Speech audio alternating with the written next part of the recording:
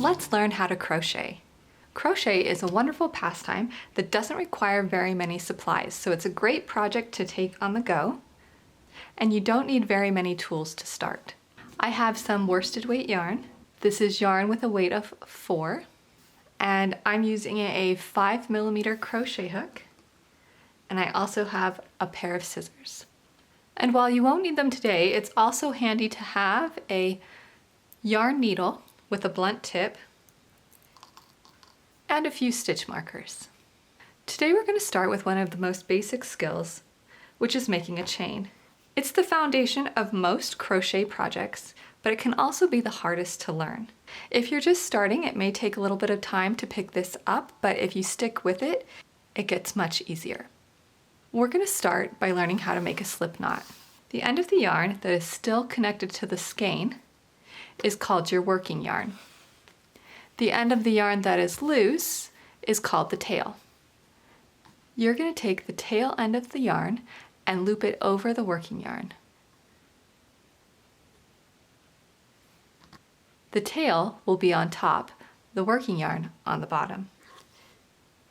And you're going to reach through the loop and grab the working yarn.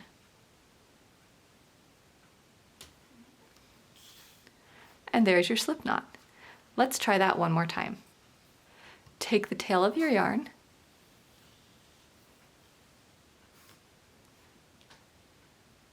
and fold it over the working yarn. The tail should be on the top. Then reach through the loop, flipping it over, and grab your working yarn. Pull. And there's your slip knot. You're going to place your hook inside the slip knot, grip the knot lightly, and then pull the working yarn to make the slip knot smaller. You want it to rest loosely around your hook. You don't want it to be too big, like that, and you don't want it to be super tight. You just want it to rest gently against your hook. Your dominant hand, the hand that you write with, is going to be working the hook. Your non-dominant hand, the hand you don't write with, has 2 jobs. This hand has to hold both your yarn and your project. In this case, we're going to be making a chain, so we'll hold our working yarn and the chain we're making. People have lots of different ways that they like to hold the yarn, and one of the hardest things to learn is what works best for you. You just have to practice and make a lot of chains and see what feels comfortable for your hands. My preferred method is to wrap the working yarn around my fingers. I'll drape the working yarn over my pinky, under my ring finger, over my middle finger, and then around my pointer finger. And then I can press and close my fingers together to manage the tension.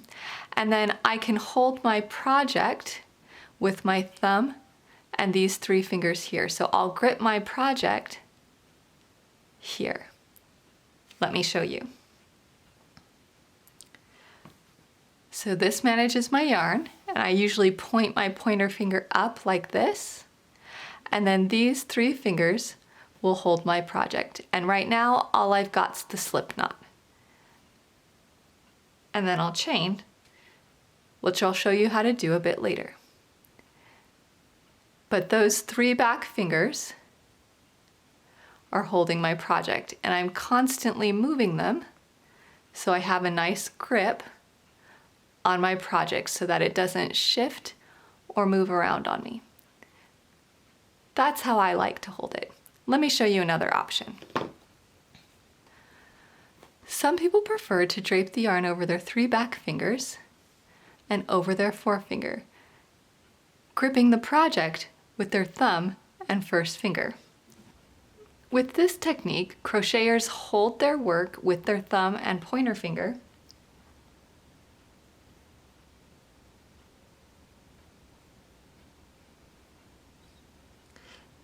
adjusting their grip as they go.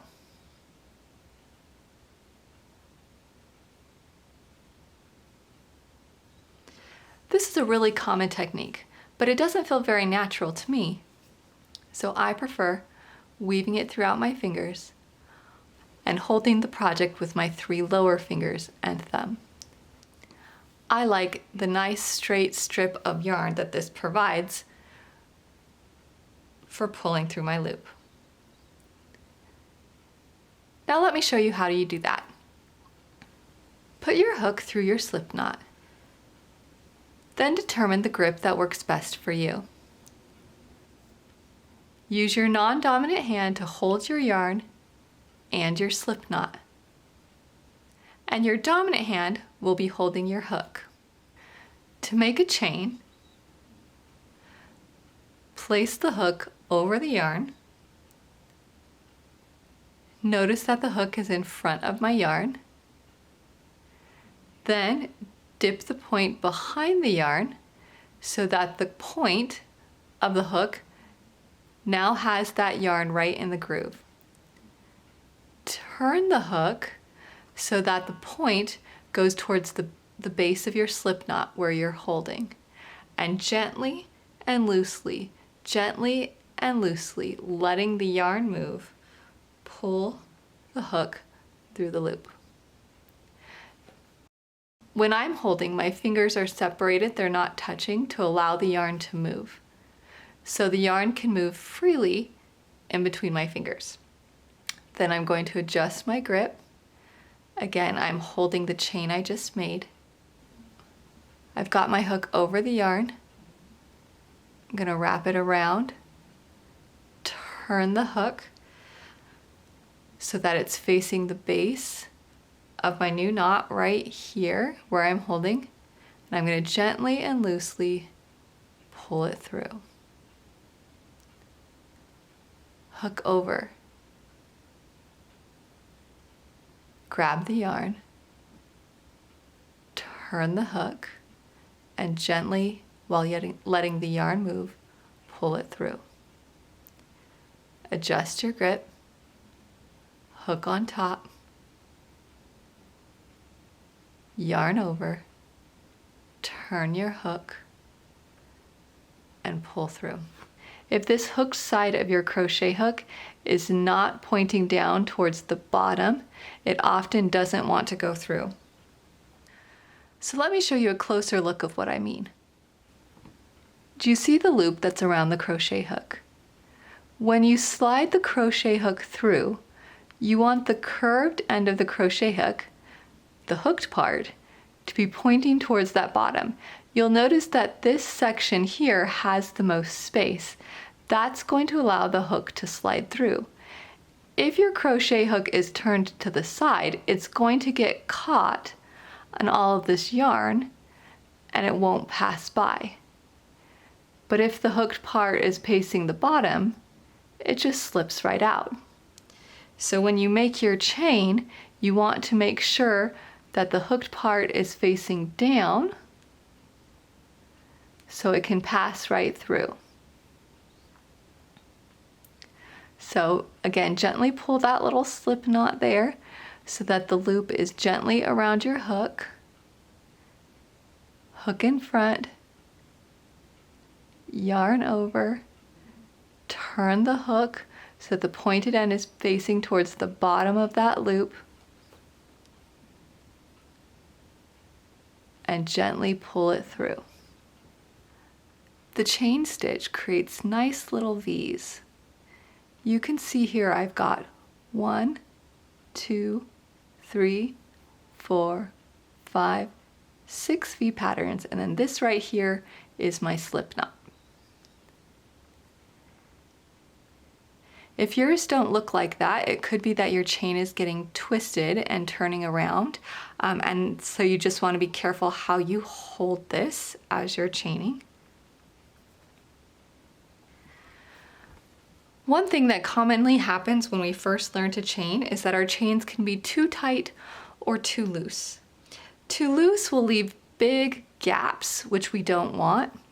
This could be solved by using a smaller hook or just holding your yarn a little tighter. And if you are getting it much too tight, if it's difficult to pull your hook through, then you just want to loosen up your grip on your yarn. Let it just slide through your fingers as you chain.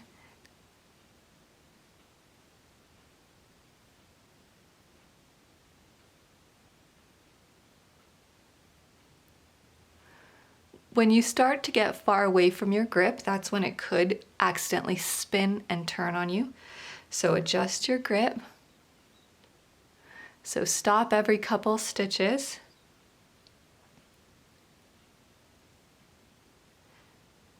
And adjust your grip.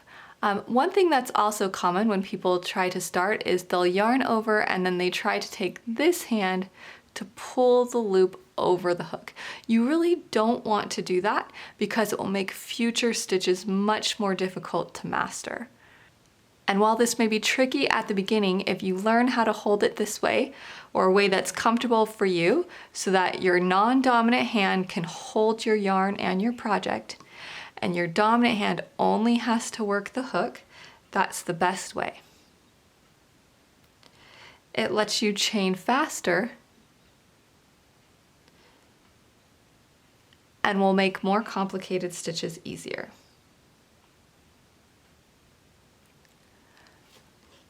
So let's go over that again. Drape the yarn over your fingers. Grip your project. Place your hook over your yarn and place the yarn over the hook.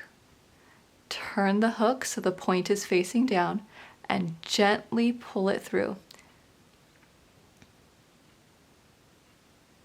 Yarn over, turn, pull through. You should feel the yarn sliding through your fingers.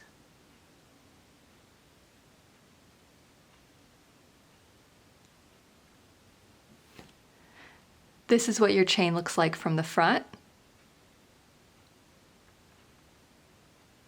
and from the back. You'll know you've got it when all the V's from your chain are facing the same direction, when all the V's are the same size, and if your V's are loose enough that you can easily poke your hook through.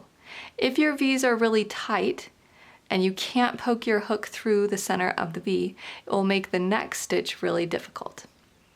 So if you're not quite there yet, keep practicing, have fun making a chain. It's also really easy to go from a chain to a friendship bracelet.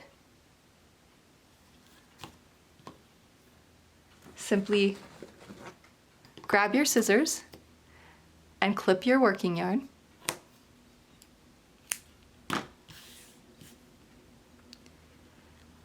And as if you're making a chain, yarn over and pull it through, but this time keep going. The end should come through. That's called fastening off. And now you've got a nice friendship bracelet. So it's a fun way to practice and it'll help you when you're mastering the next stitch.